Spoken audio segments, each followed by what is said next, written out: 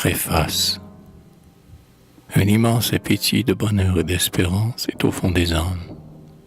De conquérir la joie perdue, remonter d'un pas intrépide l'escalier d'azur qui mène aux cieux, telle est l'aspiration incessante de l'homme moderne, qui ne se sent plus ni condamné ni esclave, qui de jour en jour comprend davantage la nécessité de croire à sa propre vertu et à l'incommensurable amour de Dieu pour les créatures. Si donc l'auteur de ce livre a chanté, encore une fois, sous les divins noms que la Grèce leur a trouvés, la beauté, la force et l'amour, c'est qu'il appartient éternellement à la poésie lyrique de devancer comme une aurore la philosophie humaine. L'auteur espère que les lecteurs des cariatides remarqueront avec plaisir dans les stalactites, non point un changement, mais une certaine modification de manière, qui, pour être légère, n'en est pas moins importante.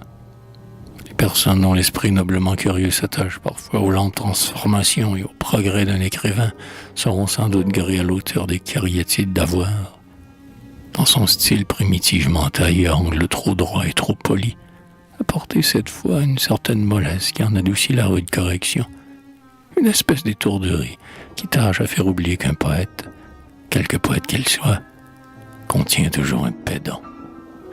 En effet, il ne serait pas plus sensé d'exclure le demi-jour de la poésie qu'il ne serait raisonnable de le souhaiter absent de la nature.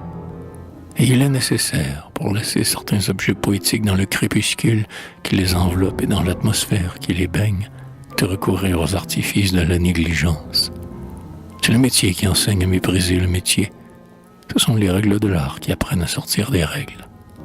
C'est surtout quand il s'agit d'appliquer des vers de la musique qu'on sent vivement cette bizarre et délicate nécessité. Et surtout encore lorsqu'il faut exprimer en poésie un certain ordre de sensations et de sentiments qu'on pourrait appeler musicaux.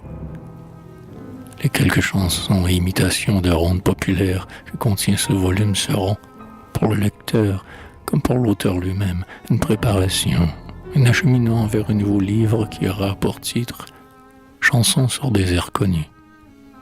L'auteur profite de cette occasion pour remercier toutes les personnes qui lui ont adressé de nombreuses marques de sympathie, quelquefois même d'admiration, trop vives sans doute, mais aussi sincères qu'il est lui-même en les considérant comme exagérées.